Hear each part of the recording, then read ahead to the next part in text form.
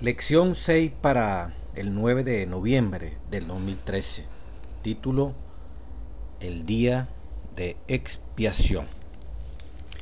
Continuamos repasando y estudiando estas verdades maravillosas del santuario. Y podemos encontrar, primera lección, estuvimos estudiando el santuario celestial, dónde está Dios, dónde está su trono. Luego estuvimos viendo el cielo sobre la tierra, el santuario que se construye en la tierra, Cristo como santuario, nosotros mismos como santuario. Luego analizamos los sacrificios, la lección número 3. Maravillosa aquella lección llena de ofrendas específicas, de gratitud, de entrega, de consagración por el pecado, por reparación de daños que se haya hecho a otro. Maravilloso. Luego, la lección número 4, estuvimos revisando lecciones maravillosas que nos entregaba el santuario. Bueno, excelente aquella lección. Luego la lección número 5, la expiación, ofrenda de purificación. Estuvimos viendo ahora los diferentes tipos de ofrendas por el pecado, voluntario, involuntario, etcétera, etcétera. Y hoy, en esta semana, vamos a profundizar un poquito en cuanto a la palabra expiación como lo que se denomina el día de expiación. Quiero decirle, hermano, antes de comenzar con esta lección, muy bonito como se explica aquí algunas de las partes. El día de expiación era el día del juicio final para Israel. Era el día de ajuste de cuenta de sus pueblos con Dios. Una vez al año, el día 10º del mes séptimo, Israel entregaba cuenta a Dios, se purificaba, se limpiaba. Ocurría algo maravilloso. Después de esa fiesta del día de expiación, ya a los 5 días arrancaba la fiesta de los tabernáculos, 7 días. Ya al final, los meses de octubre, cosecha final, inicio de año nuevo. Esto simboliza también, según el conflicto de los siglos, la segunda venida de Cristo cuando venga a recoger su última cosecha. Ya un pueblo libertado del pecado, limpio, perdonado y borrado sus pecados en el santuario, gracias a la obra que hoy hace Cristo en el santuario. Es importantísimo, es clave como iglesia adventista el séptimo día profética, cuyo origen no es norteamericano por ser norteamericano, no, su origen es celestial, con hombres que nacieron en esa tierra, pero que esa verdad viene del cielo. La profecía de los 2300 días, Daniel 8:14, al final el santuario será purificado, la verdad será puesta en alto, como dice Daniel 8. ¿Hasta cuándo la verdad del santuario va a ser echada por tierra? ¿Hasta cuándo ese cuerno pequeño de Daniel 7, ese cuerno que creció mucho en Daniel 8, va a pisotear la verdad del santuario? Va a quitar la continua intercesión de Jesucristo. Y una respuesta de los ángeles. La verdad del santuario, la verdad será puesta en alto al final de los 2300 días de tarde y mañana. Una maravillosa profecía. Y eso ocurrió en 1844, cuando de allí en adelante Cristo pasó del lugar santo al lugar santísimo, igual como el sumo sacerdote en el servicio del Antiguo Testamento hacía posible nada más y nada menos que la purificación del santuario. A partir de 1844 se inició esa obra. ¿Qué implica ese día de purificación, ese día de expiación? Lo vamos a analizar. La lección señala, ¿verdad?, con mucha razón, el libro de Levítico, cuando habla de este día de expiación. Es interesante, dice que la lección, el libro de Levítico está allí en el centro de los 5 libros del Pentateuco. Él está en el centro. Dice, está deliberadamente insertado en el centro del libro de Levítico. Capítulo 16 también está en el centro del libro de Levítico. Y el mismo libro de Levítico está en el centro de los 5 libros que se denominan del Pentateuco. escrito por Moisés. Bueno, esto revela la importancia que tiene ese gran día, ese día de la expiación. También se le llama sábado de los sábados, sábado de los sábados. Algunas traducciones no lo registran así, pero en la Biblia de Jerusalén, en la versión internacional, así se le llama. Sábado de los sábados, día de completo reposo, dice la nueva versión internacional. Descanso completo. Un día súper especial. Pudiéramos añadir, como dice el comentario bíblico, el único día de ayuno que al año se realizaba en el Antiguo Testamento. Los demás días de ayuno ni los ordenó Dios, ni los aprobó Dios. Fueron inventos. En los tiempos de Jesús habían 29 ayunos que se hacían. Y usted ve ese ya 58 como Dios llama la atención a esos falsos ayunos que hacían para aparentar religión. El único ayuno, un solo ayuno en el Antiguo Testamento, el día de expiación, lo puede conseguir en el comentario bíblico adventista de Levítico 16. Vamos a comenzar la lección. Antes es interesante definir algunos términos. Por ejemplo, expiación. ¿Qué es expiación? En hebreo se escribe kippurim, diríamos en castellano.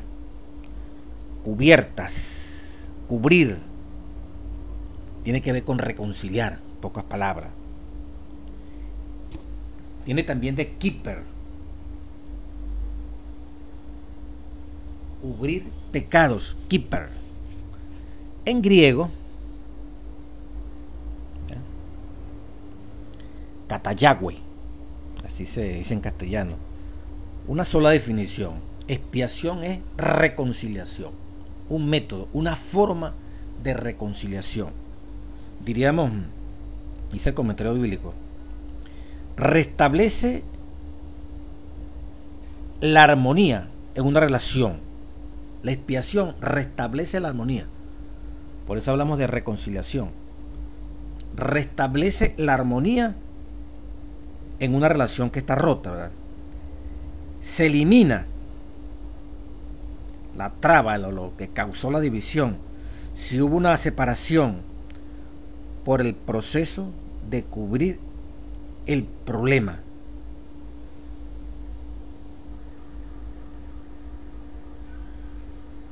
Y producir la reconciliación.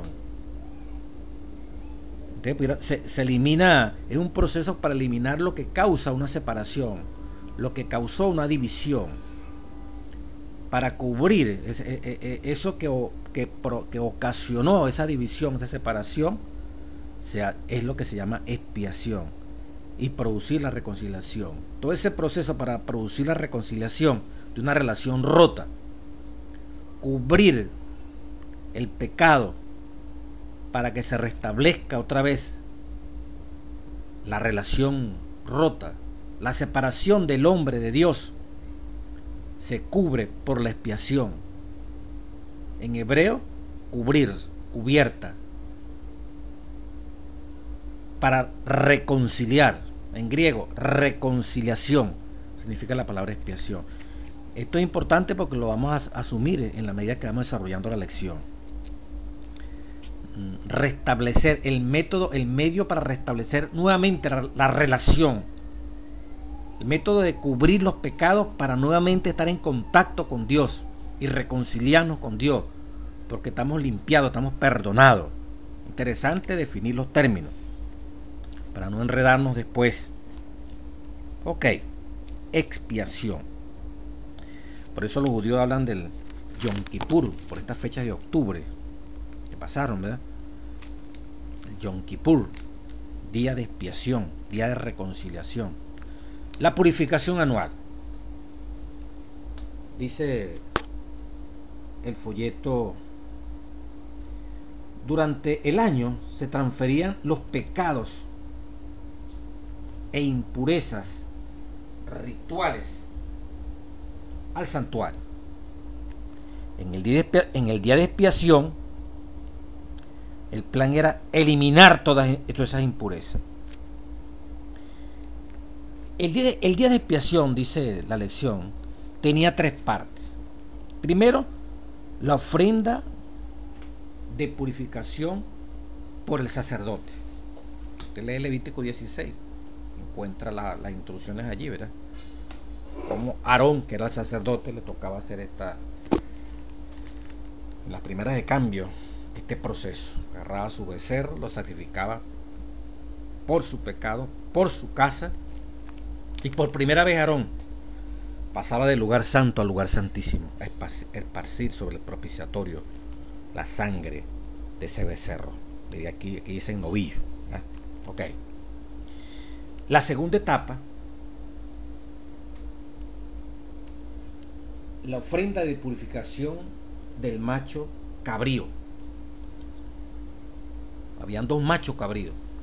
La segunda parte, primero para el sacerdote comenzar el proceso de purificación del santuario, del día de expiación.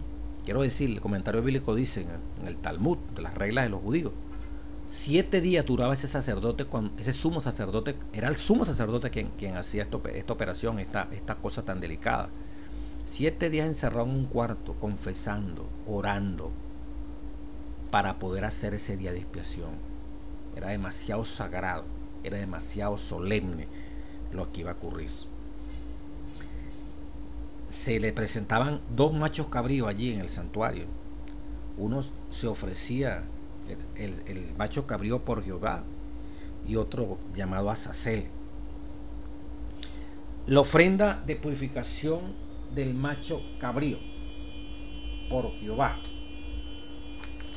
Allí está en el libro de Levítico, ¿verdad? Y tercero, el rito, como lo denomina aquí, de eliminación con el macho cabrío por Azazel. Allí estaba centrado sencillamente pues, en estas tres fases de lo que se hacía en el día de expiación. Sí, coincidimos, o sea, es correcto. Quien va a hacer la expiación, purificación por él y por su casa, moría allí un becerro por los pecados de este señor y de su casa, y por primera vez esa sangre era llevada al lugar santísimo. Y también dice que se llevaba un incienso, también como un olor grato que representaban esas oraciones intercesoras. Sigue diciendo en Levítico 16, 15, ¿qué sucedía con el macho cabrío por Jehová? Estoy leyendo la lección del día domingo 3 de noviembre. Bueno, ese macho cabrío por Jehová era básico, era prácticamente una de las cosas más importantes que ocurría allí. Dice el versículo 15 de Levítico 16: después degollará el macho cabrío de expiación por el pecado del pueblo. Mire por lo que se hacía, por el pecado del pueblo, y llevará su sangre detrás del velo, adentro, y hará de la sangre como hizo con la sangre del becerro, y la esparcirá sobre el propiciatorio. Así purificará el santuario a causa de las impurezas de los hijos de Israel, de las rebeliones y de todos los pecados. De la misma manera hará también al tabernáculo de reunión, al cual también al cual reside entre ellos en medio de sus impurezas, todo purificado. Y saldrá al altar, dice el versículo 18, que está delante de Jehová, y lo expiará, y tomará la sangre del becerro y de la sangre del macho cabrío, y la pondrá sobre los cuernos del altar alrededor, y esparcirá sobre él de la sangre con su dedo 7 veces. Este cordero, este macho cabrío que se ofrecía por Jehová, indudablemente que estaba representando nada menos y nada menos, nada más que a Cristo Jesús. Era un símbolo de Cristo Jesús. Mire cómo lo estoy diciendo para darle énfasis. El pecador durante todo el año confesaba su pecado sobre una víctima inocente. Y allí durante todo el año tenía la oportunidad de confesar, ir al santuario y confesar su pecado sobre esa víctima, y esa víctima moría por él dentro del proceso de expiación. Luego el sacerdote tomaba de la sangre, la aplicaban en los cuernos del altar, si era una persona sencilla del pueblo. Si era un sacerdote o era un príncipe de Israel o era toda la congregación que había pecado, se entraba al lugar santo para obtener la purificación, el perdón de los pecados, la expiación. La expiación daba como resultado el perdón, según Levíticos 4, 27, 28, 29, 30. El perdón. De tal manera que tenían el privilegio ellos de desligarse del pecado al transferírselo a la víctima, porque así lo había propuesto Dios. Y de esa manera el pecado ya no estaba en el pecador, sino que era transferido a la víctima, y por la sangre, que era, como lo vimos anteriormente en las otras lecciones, era el vehículo por medio del cual el pecado entraba al santuario. Ahora, en el día de expiación, todos los pecados que fueron transferidos al santuario debían ser eliminados. Este macho cabrío, por Jehová, se cargaba sobre él todos esos pecados, inocente. Ya no era, fíjese que uno cubre los pecados de todos, muere por todos los pecados cometidos por el pueblo. Un solo macho cabrío. No se necesita que mueran muchos por los muchos. Uno muere por todo, como dice la palabra. Uno murió por todo, para que todos pudiéramos tener vida. Ese macho cabrío, su sangre purificaba esos objetos materiales, pero que tenían un simbolismo grandísimo. El santuario, la casa de Dios como estructura, tenía que ser limpiada. Todos los pecados confesados tenían que ser borrados, eliminados del santuario. Y todos esos pecados ocasionaban la muerte de ese macho cabrío por Jehová. Y su sangre derramada era echada allí sobre el propiciatorio. La ley demandaba la muerte de todos esos pecadores judíos. Pero todos los pecados que están allí, por los cuales muere ese macho cabrío, esos pecados, ya hubo una víctima que se ofreció por ellos. Pero ahora había una víctima por todos ellos, que era ese macho cabrío. Y su sangre era rociada sobre el propiciatorio, que estaba en la tapa del arca. Allí dentro del arca estaba la ley, exigiendo la muerte del pecador. Pero ahí caía la sangre, como lo vimos en la otra lección, caía la sangre de ese macho cabrío sobre ese propiciatorio, simbolizando la sangre que por el pecado se derramaba. La sangre que Cristo, al sufrir la ira de Dios, derramó. Allí se estaba simbolizando lo que Cristo hizo, experimentó en la cruz. Derramó su sangre. La ira de Dios cayó sobre él. Pero gracias a esa sangre que hoy se aplica en el lugar santísimo, que hoy se aplica sobre el propiciatorio, esa sangre hace posible tu purificación y mi purificación. Entonces ese macho cabrío por Jehová, al derramar su sangre, inocente, como Cristo se hizo pecado, muere. ¿Por qué tiene que morir? Porque la paga del pecado es muerte. Sin pecado, igual que Cristo Jesús, la sangre de ese macho cabrío purificaba de todas las rebeliones, transgresiones, impurezas a toda la nación judía en ese momento histórico. ¿Quién no, sino Cristo, podía ser ese macho cabrío? Que hoy también está en esa obra intercesora por ti y por mí. Entonces, bonito que le hubieran hecho énfasis bastante aquí el folleto a este asunto. Lo demás, ¿verdad? Por ejemplo, aquí dice el folleto, la sangre no llevaba el pecado, pero la sangre se derramaba. La sangre de ese animal que estaba allí como Cristo, la sangre de Cristo no llevaba ningún pecado. Sin embargo, por la sangre de Cristo se estaba derramando por los pecadores, para que sea un símbolo exacto de Cristo. Esa sangre era derramada por los pecados de todo el pueblo de Israel. Yo no sé cómo hacen esa acepción. No llevaba pecado, la sangre pura. Bueno, la sangre de Cristo también fue pura, en el sentido de que no cometió pecado, pero Dios lo hizo pecado. Este animal también, inocente, diríamos, no tenía pecado, pero es sacrificado. Es el sacrificio que se ofrece por todos los pecados que estaban dentro del santuario. El santuario tenía que ser purificado. Aunque no se está transfiriendo pecado a él, sin embargo, él muere. Es el sacrificio, es la propiciación.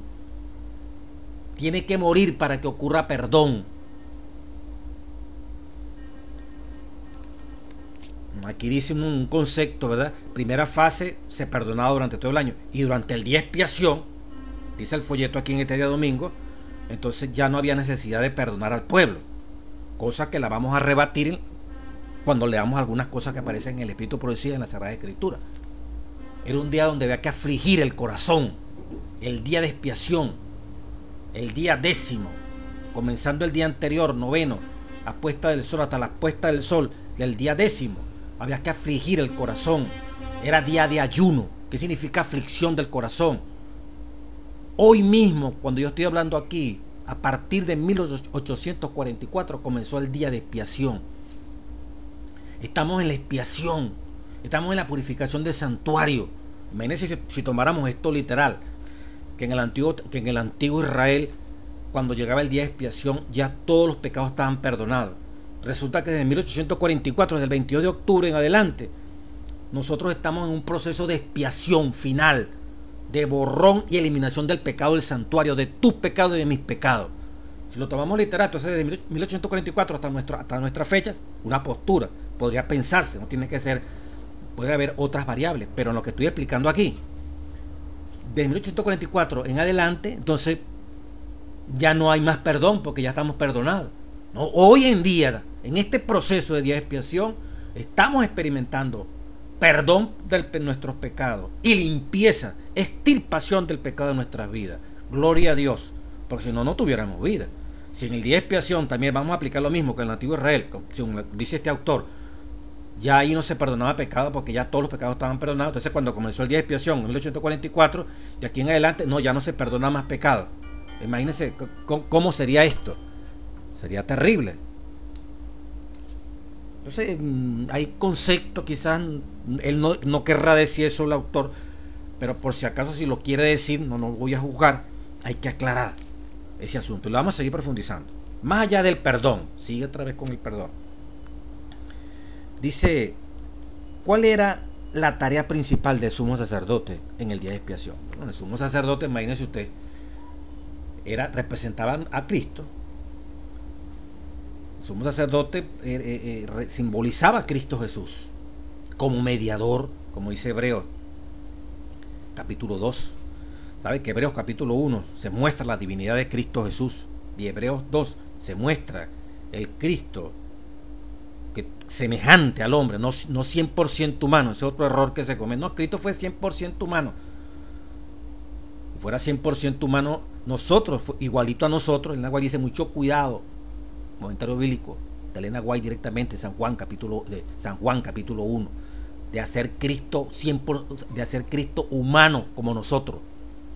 Ninguno de nosotros como humanos hemos sido seres desde que nacimos santos para Dios, un ser santo. Ninguno de nosotros tiene poder para poner la vida y quitarla, solamente Dios. Ninguno de nosotros puede transfigurarse como se transfiguró Jesucristo para decir que Jesucristo fue 100% humano como nosotros. Entonces quiere decir que nosotros podemos transfigurarnos, nosotros podemos morir y resucitar cuando quisiéramos, y desde que nacimos ya ser santo. Usted y yo fuimos creados en el vientre de nuestra madre por obra y gracia del Espíritu Santo. No, amigo, hay que entender bien ese punto, eso es otro tema. 100% Jesucristo fue igual a nosotros en cuanto a vencer las dificultades, el pecado, las tentaciones. Eso es lo que nos interesa. Que como Él venció, tú y yo podemos vencer. Y somos más que vencedores en el poder glorioso del Espíritu Santo en tu vida, en mi vida. Entonces, este sacerdote, este sumo sacerdote, simbolizaba a Cristo Jesús. Simbolizaba pues en el pasado. Todo eso que hacía, esa obra intercesora por el pueblo, ministrar en favor del pueblo, operar la purificación del pueblo, trabajar delante de Dios, presentarse delante de Dios para interceder por ese pueblo una vez al año, porque era el día del juicio final. Los que no entraban en comunión en ese día con Dios,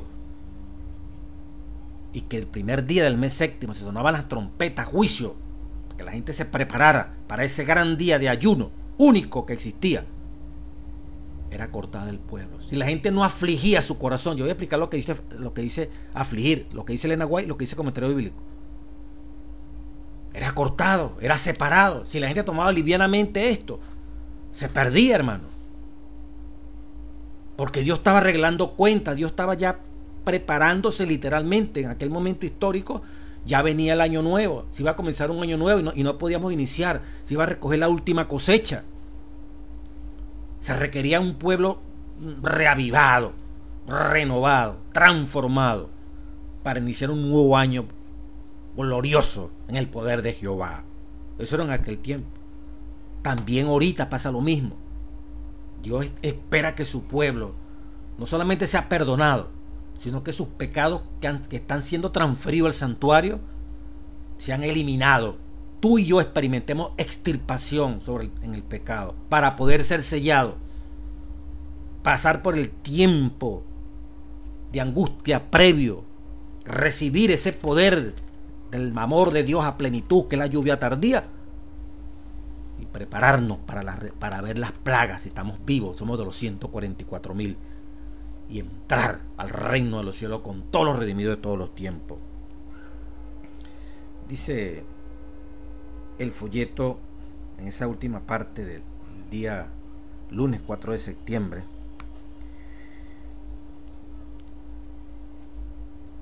dice, estoy leyendo aquí un párrafo: de este modo todas las faltas morales de Israel desaparecían. Esto lograba el propósito principal del día de la expiación, una purificación moral que iba más allá del perdón. No era necesario un nuevo perdón en ese día. Dios ya había perdonado sus pecados. Otra vez, en ese día no era necesario perdón. Vuelvo a repetir lo mismo. Entonces obliga a uno a leer lo que dice los comentarios bíblicos, lo que dice la revelación, pues.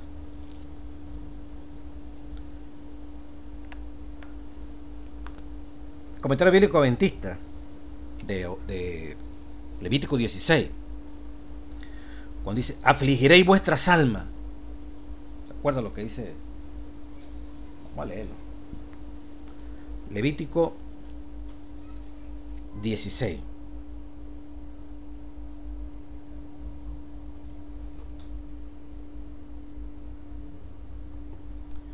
(16:31) Día de reposo es para vosotros, y afligiréis vuestras almas. Es estatuto perpetuo. En Levítico 23 dice, versículo 28, hablando del día de expiación: ningún trabajo haréis en este día, porque es día de expiación, de reconciliación, para reconciliaros delante de Jehová vuestro Dios. Porque toda persona que no se afligiere, ya vamos a explicar eso, en este mismo día. ¿Cuál día? El día de la expiación, ¿verdad? El día 10º. Será cortada de su pueblo. Y cualquier persona que hiciere trabajo alguno en ese día, dice Dios, yo destruiré a tal persona de entre su pueblo. Ningún trabajo haréis, dice el Señor. Afligiréis vuestras almas. Bueno, cuando uno lee que afligir, afligiréis vuestras almas, comprendía no solamente ayuno, un autoexamen, confesar los pecados, hacer reparaciones de los deberes descuidados. ¿Está viendo, hermano, lo que significa afligiréis vuestras almas en ese día? ¿Qué se hacía? Un autoexamen. Comprendía un autoexamen, dice el comentario bíblico. Confesar los pecados. Confesar los pecados ese mismo día. Hacer reparación de los por los deberes descuidados. Ajustar las cuentas con Dios y con los hombres. Comentario bíblico del capítulo 16, versículo 29 del libro de Levítico. Había confesión de pecado ese día.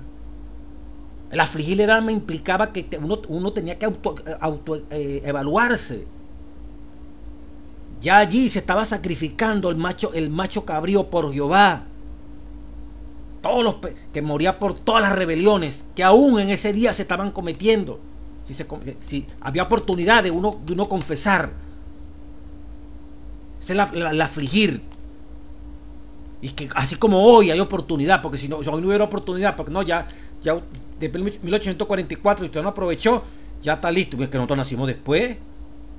Hay que explicar esto y esperamos que en el transcurso de las lecciones que vienen, ojalá el autor lo explique, pero como aparece aquí un solo trancazo, tenemos que aclarar.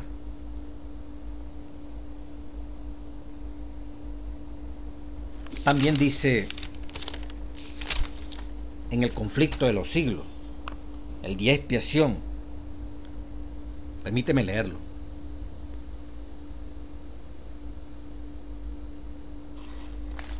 Dice el conflicto de los siglos en el capítulo 29, el día del juicio, el juicio investigador, conflicto de los siglos, la página 544, pero el capítulo 29.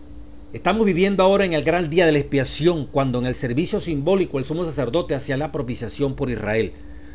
Todos debían afligir sus almas. ¿Cómo? Arrepintiéndose de sus pecados, ese día de expiación, humillándose ante el Señor, si no querían verse separados del pueblo. De la misma manera, todos los que desean que sus nombres sean conservados en el libro de la vida, tú y yo queremos que sigan conservados, deben ahora, hoy, cuando estoy hablando aquí, noviembre, en los pocos días que les quedan de este tiempo de gracia, dice Elena White, el Espíritu Santo, afligir sus almas. Hoy estamos en el día, diríamos nosotros, estamos en el día de la expiación. Hoy deberíamos afligir sus almas, continuar la lectura, ante Dios con verdadero arrepentimiento y dolor por sus pecados. Hay que escudriñar honda y sinceramente el corazón. Hay que deponer el espíritu liviano y frívolo al que se entregan tantos cristianos de profesión. Empeñada lucha espera a todos aquellos que quieran subyugar las malas inclinaciones que tratan de dominarlo. La obra de preparación es obra individual. No somos salvados en grupo. La pureza y la devoción de uno no suplirá la falta de estas cualidades en otro. El padre la da del hijo y la del hijo al padre no. Los hijos tendrán que rendir cuenta personalmente y nosotros como padres también. Si bien todas las naciones deben pasar en juicio ante Dios, sin embargo, Él examinará el caso de cada individuo de un modo tan rígido y minucioso. Hoy no le gusta oírse eso. Eso es que nos enseñaron mal como adventistas. Es lo que dice el Espíritu Santo, conflicto de los siglos. Cada individuo de un modo tan rígido y minucioso como si no hubiera otro ser en la tierra. Cada cual tiene que ser probado y encontrado sin mancha ni arruga, ni cosa semejantes. Solemnes son las escenas relacionadas con la hora final de la expiación. Incalculables son los intereses que esta envuelve. El juicio se lleva ahora adelante en el santuario celestial. Esta obra se viene realizando desde hace muchos años. Pronto, nadie sabe cuándo les tocará ser juzgado a los vivos. Estamos en este proceso, hermano, y debemos aprovechar. Si hay perdón, si hay hoy Espíritu Santo para que confesemos nuestros pecados, para aparecer muy pronto ante el cierre de gracia, sin mancha, sin arruga. Como dice, cada cual tiene que ser probado y encontrado. Usted, pastor, anciano, hermana, hermano, joven, usted y yo, cada cual tiene que ser probado y encontrado sin mancha, ni arruga, ni cosa semejante. Esos son los que van a entrar al reino de los cielos. Y esto tiene que ocurrir antes del cierre de gracia. Cuando usted y yo, si estamos vivos, seamos sellados, ya alcanzamos esta posición. Apocalipsis 22:11. El que sea inmundo siga siendo inmundo. El que actúe mal siga actuando mal. Pero el que sea santo, santifíquese todavía. El que sea justo, siga siendo justo. Ahí viene el sello. Y usted lee el versículo 12 de Apocalipsis, aparece Cristo en gloria. Todo esto, hermano, se está tratando de diluir. Estamos en el tiempo de aflicción, confesión, pedir perdón y eliminado en el santuario los pecados. Amén, gloria a nuestro Dios maravilloso. Mucho cuidado con esto del perdón. Sí, claro que en la purificación tenía como objeto reconciliarnos plenamente con Dios. Eso implicaba que alguien murió, estamos perdonados. Ya no era nuestra ovejita que llevábamos, ya es que el macho cabrío cubría todos los pecados. De allí la expiación cubría todos los pecados. ¿Qué se hacían con esos pecados? Bueno, ya la víctima se ofrecía. Cristo moría como pecador. Pero ¿sobre quién ahora esos pecados que llevaron la muerte de Cristo? Que llevaron a la muerte de miles y miles de animalitos en el santuario. Esos pecados que quedaron inscritos en el santuario, que ocasionan la muerte del macho cabrío por Jehová. La víctima, el macho cabrío inmolado, el becerro inmolado, el macho cabrío inmolado especialmente. Ese macho cabrío que representa a Cristo Jesús. Todos esos pecados en el santuario cayeron sobre, ocasionan la muerte.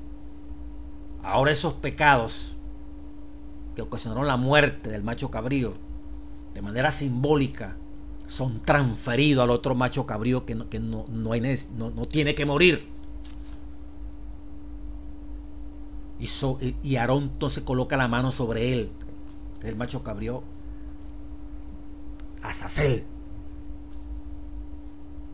Significa el mismo demonio. En los primeros siglos, en el siglo 2 y 3, ya los religiosos de ese momento histórico sabían que ese macho cabrío para Azazel o Azazel tenía que ver con el ángel que se reveló en el cielo, un ángel destructor, adversario de Dios.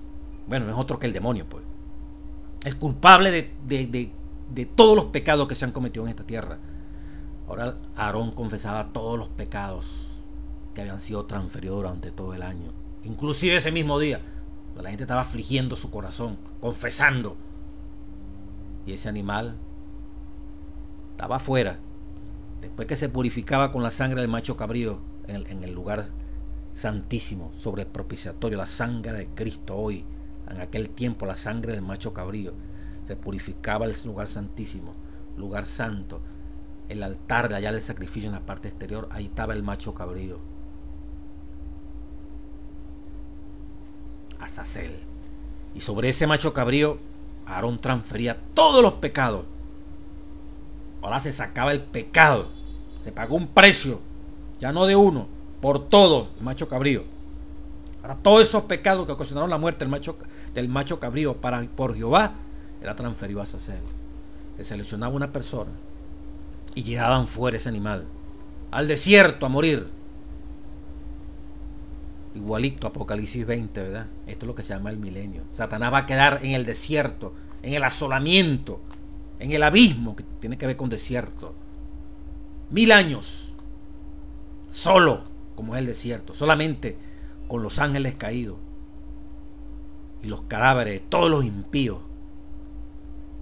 que desecharon el santuario.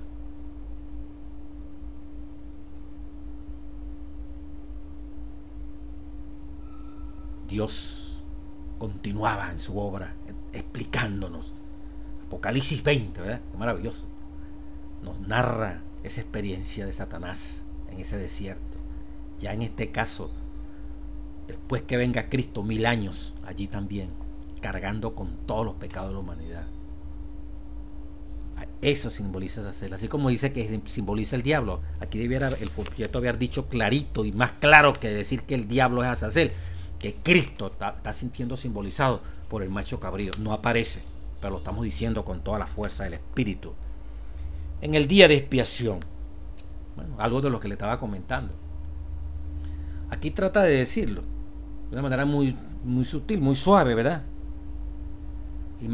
Imagínate que si alguien no se afligía, no confesaba, no se arrepentía, llegaba ese día livianamente, hermano, Dios lo cortaba, Dios lo eliminaba. Estaban trabajando, haciendo cosas indebidas, seculares, en el pleno día de expiación, de consagración. Dios se encargaba de destruirlo, de matarlo. El Dios de amor, el Dios de misericordia, no va a soportar la manera como humanística como queremos presentar a Dios. Dios es justicia, Dios es amor. ¿Y por qué es amor? Es justicia. No al revés, Él es justicia y por eso es amor. No, porque es amor. Él es, desde los pelos, simbólicamente hablando, hasta los pies, es amor. No el amor una cualidad, Él es el amor. Y como tal, la justicia es uno de los instrumentos que expresan ese amor. No dará por inocente al malvado. Es tardo para la ira. Cuando se le presentó a Moisés, muéstrame, bueno, demostró su gloria. Entonces dice, nosotros como adventistas no decimos que una vez salvo siempre salvo, dice la lección del día miércoles. Pero sí entendemos, ¿verdad?, que si tomamos ligeramente este día de expiación, estamos en pleno día de juicio final. Estamos en pleno día donde todos los que están muriendo en el mensaje están siendo juzgados, están siendo evaluados. Tenga la seguridad que muy pronto, nadie sabe el día. Así lo dice el Espíritu de Profecía. Y mucho cuidado con aquellos predicadores que se jactan de evangelistas, especialmente laicos, ¿verdad? Uno que otro pastor, pero especialmente muchos laicos, en tapones y movimientos disidentes, diciendo, no, ya el juicio de los vivos comenzó, o tal fecha comienza el juicio de los vivos. Quien diga eso es del diablo.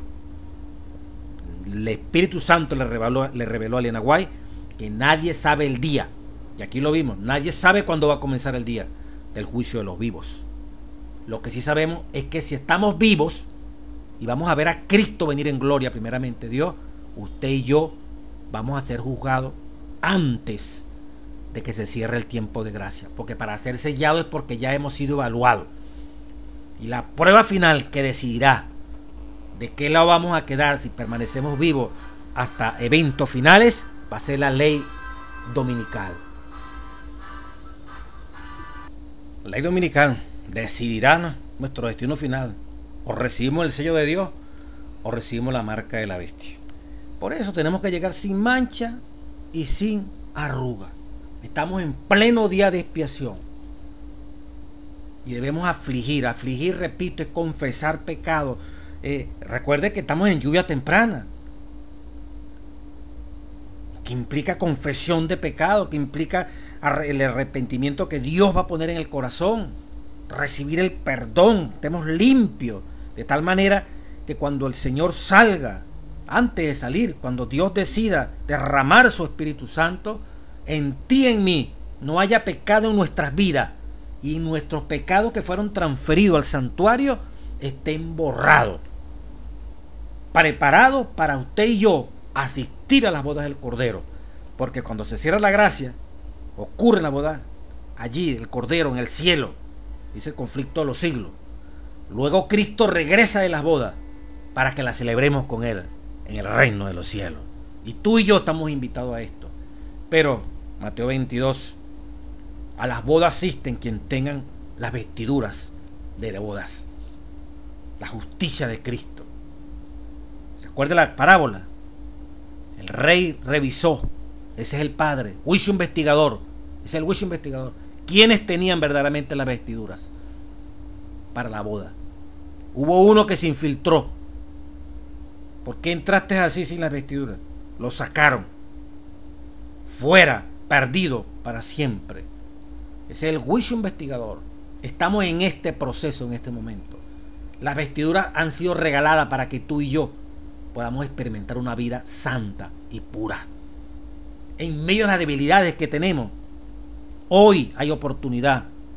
En este día de expiación que estamos viviendo, en estos días de expiación, por gracia bendita, han pasado 169 años de días de expiación, donde Dios está purificando el santuario de tus pecados y de mis pecados.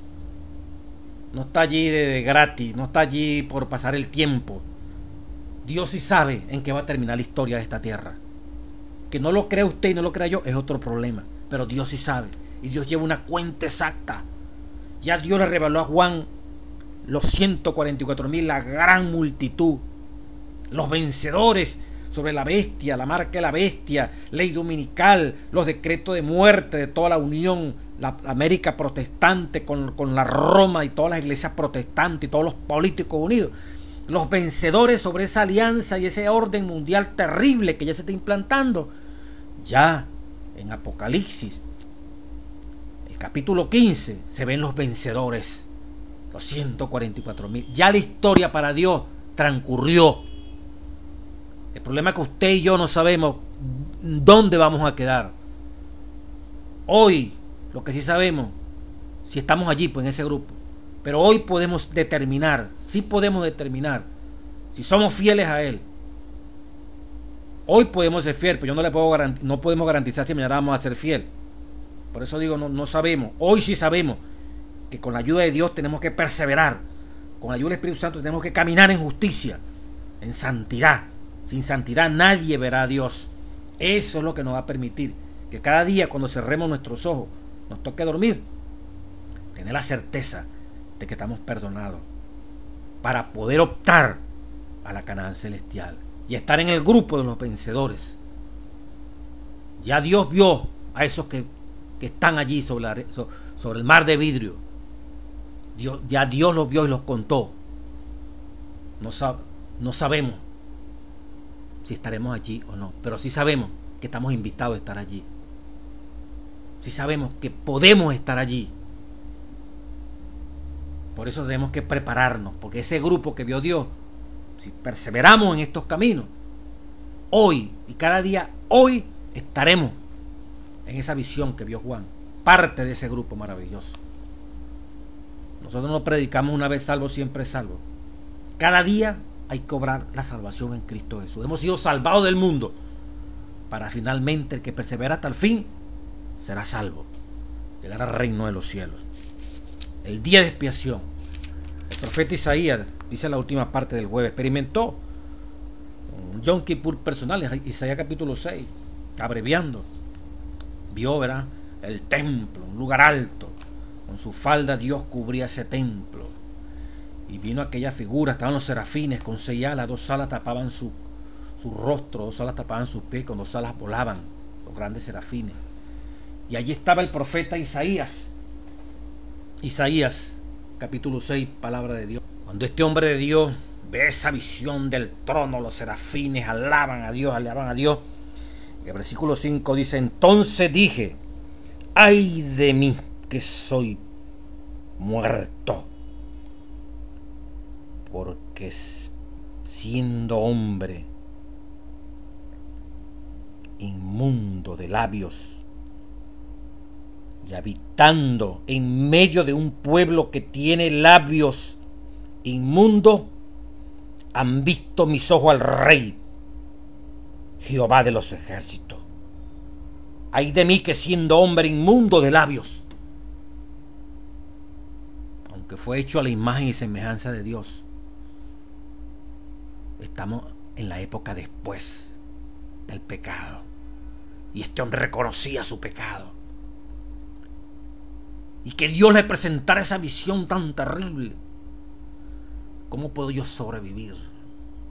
Soy pecador, inmundo de labios. Y en medio de una nación, de una iglesia, de un poco de gente inmundo de labios. Ay de mí, Señor.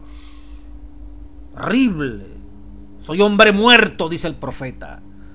Al ver esa visión del templo, la gloria de Dios, los serafines alabando al Señor. Y de repente voló, dice el versículo que sigue, ¿verdad? 6. Y voló hacia mí uno de los serafines, teniendo en su mano un carbón encendido, tomado del altar con unas tenazas, y tocando con él sobre mi boca, dijo: he aquí que esto tocó tus labios, y es quitada tu culpa y limpio tu pecado. El mismo Dios diciéndole. Reconoció. Es una obra de purificación, pero dice que es un Yom Kippur. Después oí la voz del Señor que decía: ¿a quién enviaré? ¿Y quién irá por nosotros? Entonces respondí yo, heme aquí, envíame a mí. Es interesante, ¿verdad? El profeta Isaías experimentó la purificación delante de Dios, en la visión del templo, lleno de humo allí, los serafines moviéndose. Y allí vino Dios, vio los serafines, un serafín, y con un tizón tocó sus labios. Tu pecado es quitado, tu culpa es quitada, estás limpio, Isaías. Eso es la experiencia que hoy tenemos que buscar todos los días, experimentar todos los días. Que Dios toque nuestros labios, que la ofrenda que se expresó en la cruz, Cristo Jesús, y su sangre hoy aplicada en el santuario, sea como un tizón que limpie, que quite nuestra inmundicia, para que no solamente seamos perdonados, primera etapa de la expiación, sino eliminados, segunda etapa de la expiación, nuestros pecados. En este día de expiación, donde hay perdón, donde hay reconciliación, lo repito, hay perdón, hay reconciliación, podamos experimentar la experiencia de que Dios levante en esta iglesia, porque así va a ocurrir, un pueblo sin mancha, sin arruga, sin contaminación, desde lo más profundo de las intenciones del corazón hasta la palabra que fluye, hasta los hechos que hacemos, todo está tocado, todo sale de una mente humana dirigida, posesionada por el Espíritu Santo. Hermanos y hermanas, que Dios nos ayude en este día de expiación a afligir nuestras almas, tener gozo y alegría, que en el santuario se está operando la extirpación de nuestros pecados que han sido confesados por la obra del Espíritu Santo, que nos habla de que los pecados Dios los ha quitado, pero que han sido transferidos al santuario, hoy están siendo eliminados. Al lado de los libros se coloca perdonado, para que muy pronto, cuando Dios termine el juicio con los muertos, todos los que han muerto en el mensaje del tercer ángel, recuerden que el juicio, la expiación es para el pueblo adventista del séptimo día, para todos los que estamos caminando en la experiencia de guardar los mandamientos y tener el testimonio de Jesucristo. El resto tiene su juicio aparte. Para nosotros, cuando termine el juicio de todos los que han muerto en este mensaje, cuando termine el juicio de todos los muertos del pueblo de Dios, pues para eso es este juicio, entonces arrancará el juicio de los vivos. Vuelvo a repetir, Dios comenzó el juicio investigador en 1844. Está revisando todos los muertos que profesaron piedad, una manera mejor de expresarlo. Y de los que en 1844 en adelante, como pueblo de Dios que han militado en las cosas de Dios, recuérdense que van a tener una resurrección especial. Ellos también van a ser juzgados. Hebreos 9:27. Después que usted muere y yo muero, se me hace el juicio. El juicio de todos los que han profesado ser pueblo de Dios.